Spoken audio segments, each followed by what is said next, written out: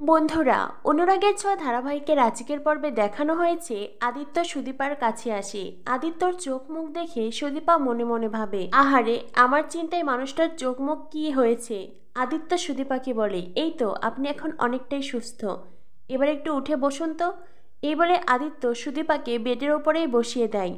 অন্যদিকে অভ্র পরমার সাথে দেখা করতে আসে। অভ্র পরমাকে বলে, পরমা, সুদীপা তো এখন অনেকটাই সুস্থ, তুমি কি ওর সাথে দেখা করতে চাও? পরমা বলে, আমি আমি যদি সুদীপার সাথে দেখা করি, ও কি আমার সাথে কথা বলবে? আমি তো ওর কেউ হই না। অভ্র বলে, কেন কথা বলবে না? আর তাছাড়া আমি তো জানি তুমি সুদীপার জন্য ভীষণ চিন্তিত। পরমা বলে, তুমি কি করে জানলে অভ্র? অভ্র বলে, পরমা, তুমি হয়তো কখনো সেভাবে আমাকে দেখোনি, কিন্তু আমি তোমায় দেখেছি, তাই আমি জানি। চলো, আমার সাথে যাবে, চলো। পরমা বলে, না থাক, আমি এখানেই ঠিক আছি। অভ্র তখন পরমার হাত ধরে পরমাকে সুদীপার কেবিনে নিয়ে আসে। অন্যদিকে আদিত্য সুদীপাকে বলে, জানো সুদীপা, দাদাভাই তোমাকে রক্ত দিয়েছে। তখনই অভ্র এসে বলে, বোন, একদিন তুই আমায় রক্ত দিয়েছিলি, আর আজ আমি সেই ঋণ শোধ করেছি, কিন্তু আমাদের সব ঋণ শোধবোধ। সুদীপা তখন হাসে। পরমা বলে, আমি বাইরে অপেক্ষা করছি। সুদীপা বলে, কেন, তুমি বাইরে কেন যাবে? এখানেই থাকবে তুমি। এরপরেই সুদীপা আদিত্যকে বলে, মায়ের কি কোনো খোঁজ পেয়েছেন? আদিত্য বলে, এখনো খোঁজ পাওয়া যায়নি, তবে আশা করছি আমরা ওনার খোঁজ পাবো। নার্স সুদীপার জন্য খাবার নিয়ে আসে। সুদীপা বলে, আমার খিদে পায়নি, এখন আমি খাবো না। নার্স বলে, দেখুন, এটা বললে তো হবে না, আপনাকে তো খেতেই হবে। সুদীপা বলে, বললাম তো আমি খাবো না, আপনি খাবারগুলো নিয়ে যান। আদিত্য তখন সুদীপাকে বলে, সুদীপা, তুমি যদি ঠিক করে না খাও তো তুমি তাড়াতাড়ি সুস্থ হবে কি করে? এসো, আমি তোমায় খাইয়ে দিচ্ছি। এরপরে আদিত্য নিজে সুদীপাকে খাইয়ে দেয়। তখনই সেখানে আসে ডক্টর রিতম। ডক্টর রিতম এসে তার পেশেন্টের নাম সুদীপা চৌধুরী শুনে ভীষণ অবাক হয়ে যায়।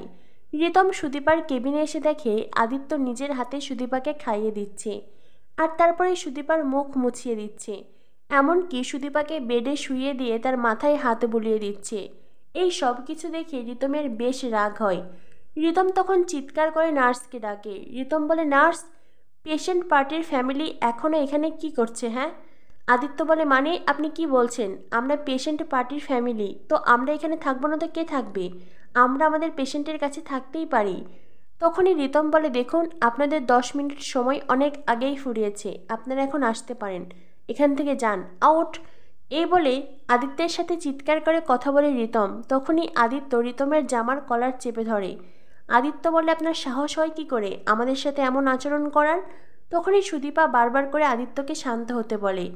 রিতম তখন সুদীপাকে বলে, প্লিজ সুদীপা, তুমি উত্তেজিত হবে না, তুমি শান্ত হও, তুমি অসুস্থ, তোমার শরীর ঠিক নেই। সুদীপার অবস্থা খারাপ হয়ে যাচ্ছে, সে উত্তেজিত হয়ে যাচ্ছে দেখে রিতম নরম সুরে সুদীপার সাথে কথা বলছে। অন্যদিকে আদিত্য ভীষণ রেগে আছে দেখে পরমা আদিত্যকে বলে, কি করছোটাকে আদিত্য, প্লিজ নিজেকে সামলাও।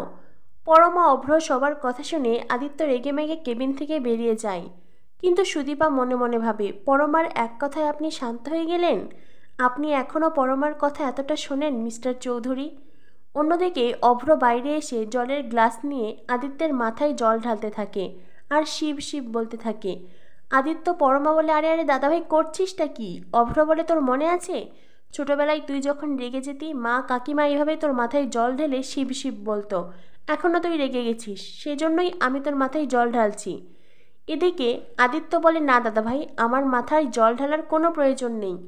পরমা আবার আদিত্যের জন্য তোয়ালে নিয়ে এসেছে, আদিত্যের মাথা মুছে দেওয়ার জন্য, যেটা দেখে আদিত্য আর চোখে পরমার দিকে তাকায়। অন্যদিকে অভ্র বিষয়টি খুব স্বাভাবিকভাবেই নেয়, কারণ অভ্র বুঝতে পেরেছে পরমা আর যাই হোক, পরমা এখন আদিত্যের কাছ থেকে দূরে সরে থাকতেই চেষ্টা করছে। এদিকে রিতম মনে মনে ভাবে, সুযোগ যখন পেয়েছি অবশ্যই তার সৎ ব্যবহার করব। এরপরে রিতম এসে আদিত্যের কানের কাছে বলে, আমি তো এটাই বুঝতে পারছি না, এমন একটি ফ্যামিলি থেকে সুদীপা কি করে ডাক্তারি পড়বে? যেটা শুনে আদিত্য আবারও রেগে যায়। অভ্র আবারও আদিত্যকে সামলাতে চেষ্টা করে। অভ্র আদিত্যকে বলে, কি হয়েছে, রিতমের প্রতি তোর খুব রাগ হচ্ছে তাই না? খুব হিংসে হচ্ছে ওকে? আদিত্য বলে, না দাদা ভাই, আমার তেমন কিছুই হচ্ছে না। অভ্র বলে, আমি জানি তো, আমি তো সবটা বুঝি, বুকের ভেতরে খুব জ্বালা করে রে। স্ত্রীর সাথে কারোর সম্পর্ক আছে এটা ভাবতে গেলেই খুব কষ্ট হয়, এই যন্ত্রণা আমি বুঝি। এই বলে অভ্র পরমার দিকে তাকায়। পরমা তখন চোখ নামিয়ে নেয়। আদিত্যও বুঝতে পারে তার দাদা ভাই তাকে এই কথাটা কেন বলেছে। অন্যদিকে আদিত্য বলে না আমার কিচ্ছু হয়নি, এই বলে আদিত্য চলে যায়। তখনই পরমা বলে অভ্র অভ্র পরমাকে বলে পরমা আমি তো সবটা জানি, আমাকে আলাদা করে কিচ্ছু বোঝাতে হবে না। পরমা আমি তোমায় মুক্তি দেব, তুমি একদম ভেবো না আমি জোর করে তোমায় আমার সাথে জড়িয়ে রাখবো না, তুমি যেভাবে চাও যবে চাও আমি সেদিনই তোমায় মুক্তি দেব। এ বলে অভ্র ওখান থেকে চলে যায়। এরপর দেখানো হয় পরমা সুদীপার কেবিনে আসে, সুদীপার গায়ে চাদর মুড়িয়ে দেয়। পরমা সুদীপাকে বলে সুদীপা হয়তো তোমার মা নেই বাবা নেই, তোমার পরিবার বলতে কিচ্ছু নেই, তবু তোমার কোনো চিন্তা নেই, কারণ তোমার স্বামী আছে, সে তোমার খেয়াল রাখছে, তোমার যত্ন করছে, তোমার সেবা করছে, তোমার আর কিসের ভয়। সুদীপা বলে পরমা তুমি এসব কথা কেন বলছো? পরমা বলে সুদীপা আমি হেরে গেছি, আমি সব দিক থেকে তোমার কাছে হেরে গেছি। দেখো আদিত্য তোমাকে নিয়ে এতটা চিন্তিত, অভ্র তোমাকে ব্লাড দিচ্ছে, ওদিকে মাও তোমার প্রতি ভীষণ কৃতজ্ঞ, সব দিক থেকে আমি হেরে গেছি, তুমি জিতে গেছো সুদীপা। সুদীপা তখন পরমাকে বলে এটা আমার কাছে জিত নয় পরমা, আমি যেদিন ডাক্তার হতে পারবো সেদিন আমি বুঝবো আমি জিতে গেছি। সুদীপা পরমাকে বলে পরমা তোমার বাবা আর তোমার মা তারা ভীষণ বড় লোক, তুমি তাদের পরিচয়ে পরিচিত, এছাড়াও তুমি অভ্রজিৎ চৌধুরীর স্ত্রী, এটাই তোমার পরিচয়, তুমি এই সম্পর্কের টানাপোড়েনেই আছো, কিন্তু আমার কাছে মনে হয় নিজের আলাদা পরিচয় থাকা খুব প্রয়োজন। এই দেখো না আমাদের মায়ের কথাই বলছি, তিনি হারিয়ে গেছেন কারণ তার নিজের কোনো পরিচয় নেই, সেজন্য আমাদের যাদের নিজেদের কোনো পরিচয় তৈরি হয় না তারা এইভাবেই হারিয়ে যায় পরমা। পরমা সুদীপার কথাগুলো শোনে আর মনে মনে ভাবে তবে কি আমিও একদিন এভাবেই হারিয়ে যাব। অন্যদিকে আদিত্যর ফোনে কল আসে, একদিকে কুন্তলা সে পালিয়ে গেছে, কুন্তলাকে খুঁজে পাওয়া যায়নি, অন্যদিকে রূপাকে খুঁজে পাওয়া গেছে। আদিত্যর সাথে সাথে সুদীপার কেবিনে আসে, সুদীপাকে জানায় রূপাকে একটি আশ্রমে খুঁজে পাওয়া গেছে। অভ্র বলে তবে তো আমাদের এক্ষুনি সেখানে যাওয়া উচিত। পরমা বলে আমিও যাব, সুদীপা বলে আমিও যাব। নার্স তখন সুদীপাকে বলে একদমই নয় ম্যাম, আমি আপনাকে কিছুতেই যেতে দেব না। অভ্র পরমা আদিত্য সবাই সুদীপাকে বলে তুমি এখানেই থাকো, ডক্টর এখনও তোমায় ছাড়বেন না, আর তাছাড়া তুমি এখনও পুরোপুরি সুস্থ নও। এরপরে অভ্ররা রূপাকে নিতে বেরিয়ে পড়ে। অন্যদিকে সুদীপা রিতমকে ডাকে। রিতম তখন দরজায় দাঁড়িয়ে মনে মনে ভাবতে থাকে যাক আদিত্য চৌধুরীর ওপর নজর রেখে ভালোই হয়েছে, উনি চলে যেতেই আমি কেবিনে এসেছি আর এখন দেখছি সুদীপা আমায় খুঁজছে, তার মানে আমি যেটা চেয়েছিলাম সেটাই হচ্ছে। রিতম মনে মনে খুব খুশি। তখনই সুদীপা রিতমকে বলে স্যার আমি আপনার কাছে একটি সুবিধা চাই, আপনি কি আমাকে দেবেন? রিতমকে সুদীপা বলে তাকে নিয়ে আশ্রমে যেতে, আর রিতম সে প্রস্তাবে রাজি হয়। এদিকে দেখানো হয় পরমারা সবাই যখন রূপাকে নিতে আশ্রমে এসেছে আর আদিত্য যখন আশ্রমের ইনচার্জের সাথে কথা বলছে তখনই সেখানে আসে সুদীপা আর রিতম। রিতম সুদীপাকে হসপিটালে পৌঁছে দিতে এসেছে আর এটা দেখে আদিত্য আবারও ভীষণ রেগে যায়। অন্যদিকে সুদীপা রিতমকে ধন্যবাদ জানায় আর ওখান থেকে চলে যেতে বলে। সুদীপা ভেতরে আসে কিন্তু আদিত্য কটমট করে সুদীপার দিকে তাকায়। তখনই সেখানে রূপা আসে। রূপা পরমা আদিত্য সুদীপা কাউকেই চিনতে পারছে না, সেজন্যই আশ্রমের ইনচার্জ সুদীপাদের সাথে রূপাকে ছাড়তে চায় না, কারণ সুদীপাদের কাছে কোনো প্রমাণ নেই যে তারা রূপাকে আগে থেকে চেনে বা রূপা এতদিন তাদের বাড়িতে ছিল। কোনো প্রমাণ না থাকায় কিছুতেই ইনচার্জ রূপাকে সুদীপাদের হাতে তুলে দিতে চায় না।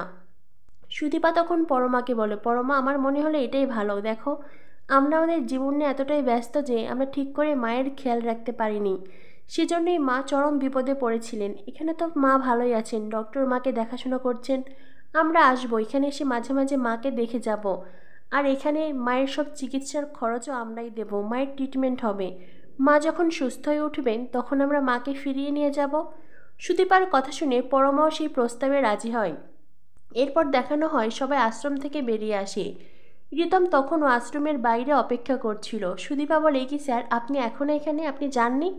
রিতম বলে না মানে আমি জানতে চাইছিলাম সব কিছু ঠিকঠাক আছে কি না। সুদীপা বলে না স্যার আমরা যে কাজে এসেছিলাম সেটা হয়নি। তখনই আদিত্য বলে আপনি সুদীপাকে এখানে পৌঁছে দিতে এসেছেন কেন? হ্যাঁ কী কারণে? আপনি কি করে আপনার পেশেন্টকে অবস্থায় ছাড়লেন? একটু আগেই তো আমাদেরকে সবাইকে শেখাচ্ছিলেন পেশেন্টের সুবিধা অসুবিধা, তার ট্রিটমেন্ট নিয়ম কানুন সব কিছু বোঝাচ্ছিলেন, তাই না? তবে এখন আপনি পেশেন্টকে এই অবস্থায় কি করে ছাড়তে পারলেন? আমি আপনার বিরুদ্ধে এফআইআর করব।